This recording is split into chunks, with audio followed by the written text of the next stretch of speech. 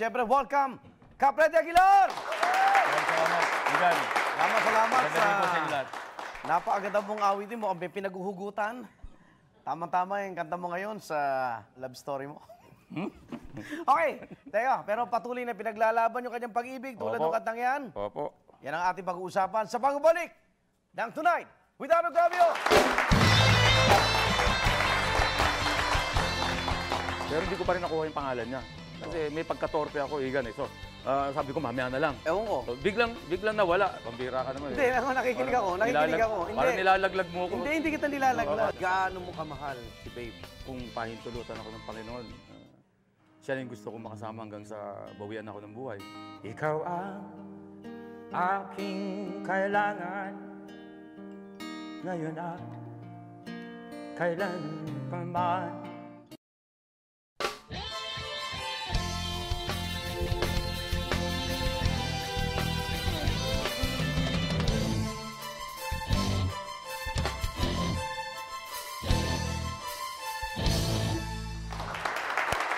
Okay, welcome back sa Tonight with Arnold Gavio. Yan, kasama pa rin natin isa sa mga haligi po ng OPM. Ang umaharap ngayon sa issue ng pag-ibig, Freddy Aguilar. Freddy, welcome at very passionate singer. Kaya naintindihan ko ang hinaharap mo ngayon. At paborito ko yun, pero timely naman yung kantang yun. Paglalaban ko. Paano ba na-compose yun dati? Actually, ito ay theme song sa pelikula ni paring Rudy Fernandez, Malangit Nawang Kanyang Kaluluwa, yung kanyang pelikulang may pamagat na Ipaglaban Mo. Okay. Pero yung nabasa ko yung synopsis ng movie nila, na-inspire ako dun sa magandang takbo ng storya ng pelikula. Dire-diretso na yun. O kaya naisulat ko yung awitin na Ipaglalaban Ko na hindi ko alam na magiging theme song ng pag-ibig ko balang araw yung kantang yun. Tapos ngayon, eto yung team song mo. Dahil... Natatandaan ko pa nga, Igan, yung nanay nila Megan, nung sinusulat ko yung kantang yan, nagseselos dahil sabi niya, sino na naman yung babae mong yan? Tapos sabi mo, anong babae? Si Rudy Fernandez. Sabi ko, wala akong babae. Sabi ko, ginawa ko lang ito para sa... Alam mo na, siyempre, mula noon pa, napapagbintangan na akong babaero. Hindi ako babaero. Ano lang ako, isa-isa lang.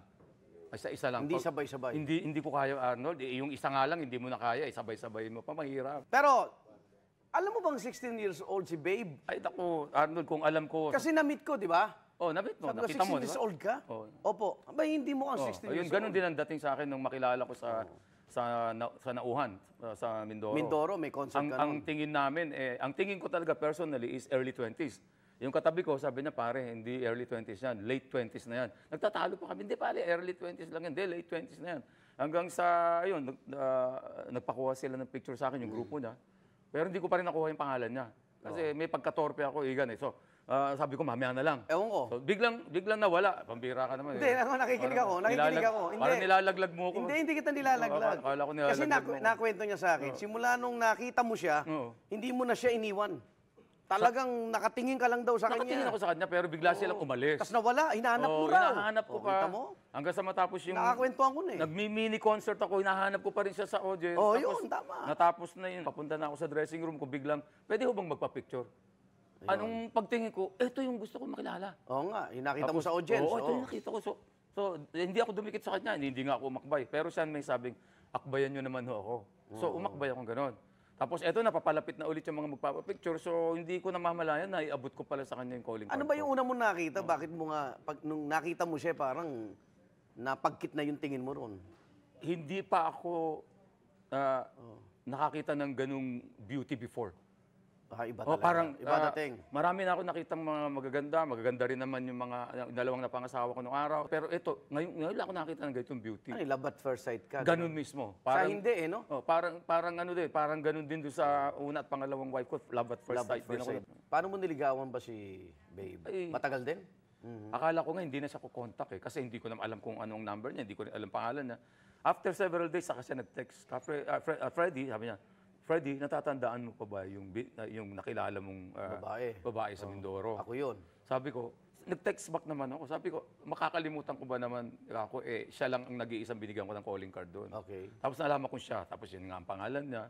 Nung nag-uusap na kami, nag-text na kami ng mga ilang araw, saka ako nalaman kong wala siyang boyfriend at nasabi ko naman sa kanya na mahigit Hiwalay isang ka dekada na akong hiwalay sa huling asawa ko. At nung malaman ko na nga, nagtapat ako sa kanya sa telepono. Sabi ko, pwede ba kitang maging girlfriend? Yun Yun lang. na. Tapos pinatayan niya ako ng telepono.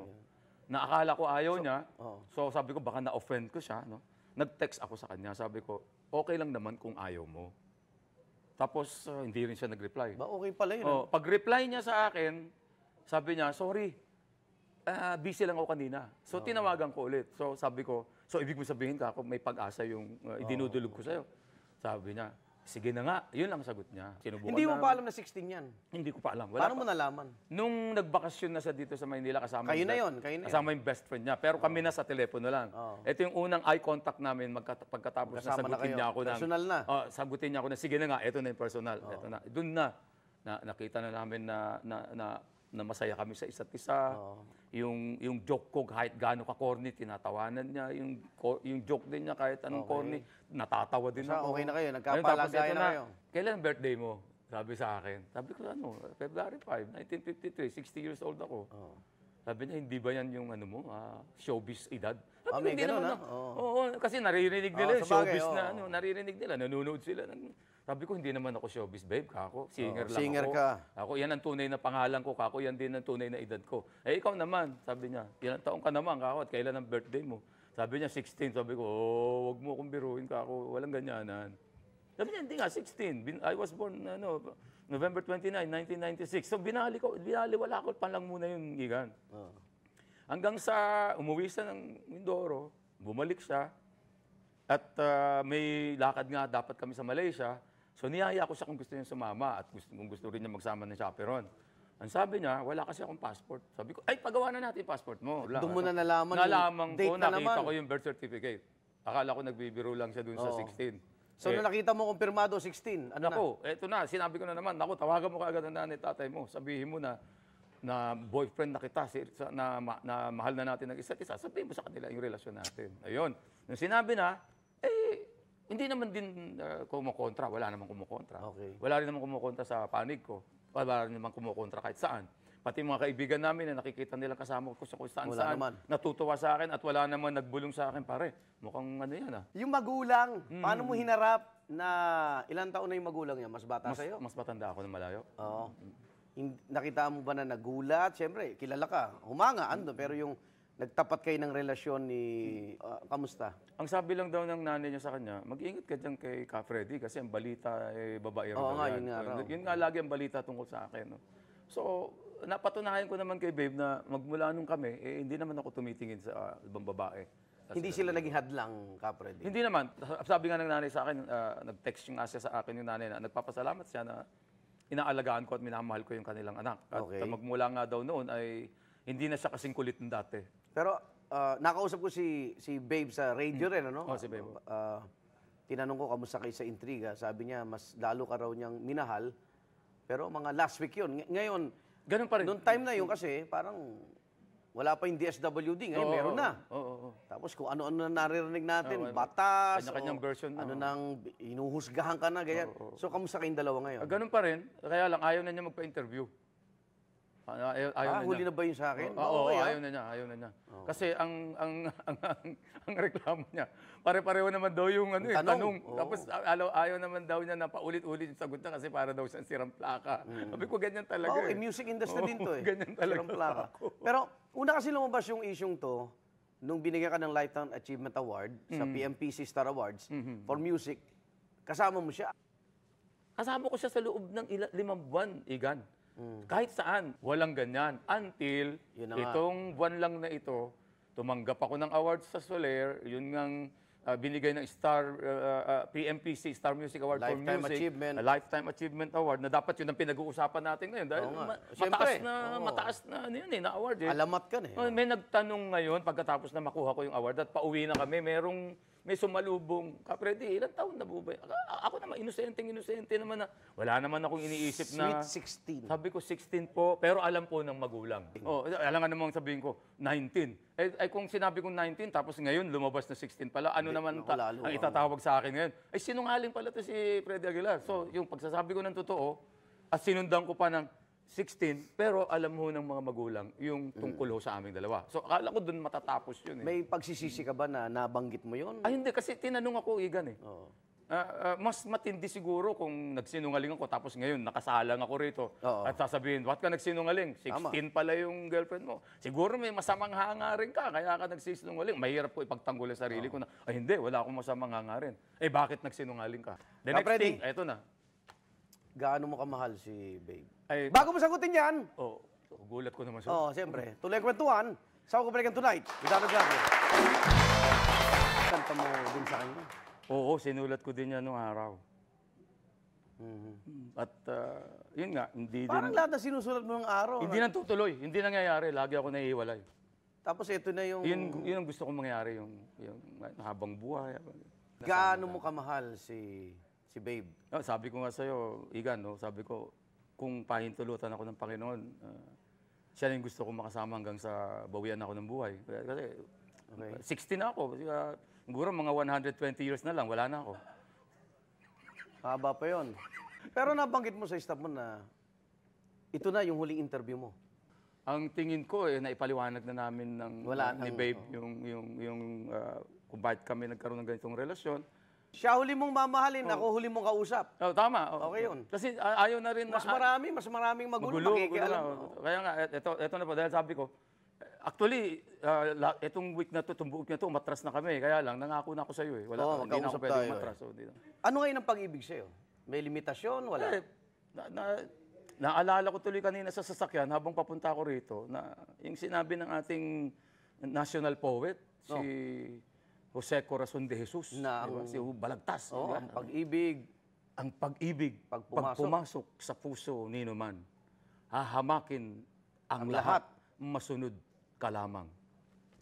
Naniniwala na ako ngayon doon. Naman. Igan. Kailangan mo nakakampi, si Balagtas. Hindi lang, at naalala ko na ngayon kung bakit isinulat ni Balagtas yan. Bakit? Malamang nagkaroon din siya ng ganyang problema. Malamang yung girlfriend ni Balagtas. Okay. Anong mensahe mo kay babe? Sorry, nadamay yung mga pamilya mo sa nangyari sa istorya ng pag-ibig natin. Gaya nga na sinabi ko sa nanay at tatay mo, nung makausap ko sila, ang sabi ko, kung hindi naman ako yung Freddy Aguilar na singer at ako yung naging isang ordinaryong magsasaka, hindi naman nila pag-uusapan ng ganito itong pag-ibig natin. Pero since ganyan na nangyari, sana lagi kang, lalo kang tumatag at ipaglaban natin to hanggang sa dulo ng ating mga hininga. Alam ko, mauuna akong mawawala kaysa sa'yo dahil 16 ka lang. So, at least, sana nandiyan ka lagi at tulungan mo akong makipaglaban para sa pag-ibig natin.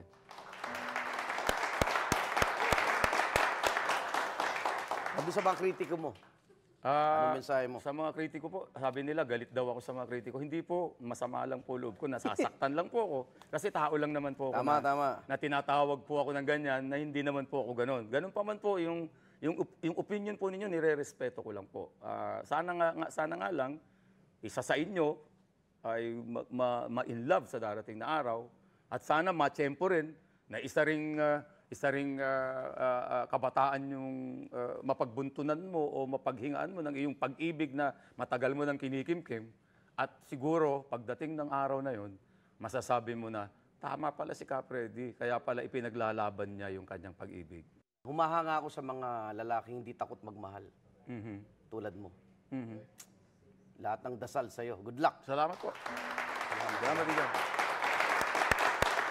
At least, nakita natin masaya naman si Freddy. Opo, masaya po ako. In love po ako eh. Huwag na kayong makialam. Maraming salamat po. Sa ating bisita, Freddy Aguilar, mga kapuso. Andun ka tayo sa pangkanta mamaya. At salamat din sa ating banda, Jojo Jamse, at ang anak ban. Anak yan eh. Tapos nagpapasalamat kami sa lang tumuto. Dito lang yan sa Tunay Binarog Labi kung saan laging masayang kwentuhan. Ako naman ang Labi. Hanggang sa susunod, magandang gabi po. Kantahan na tayo!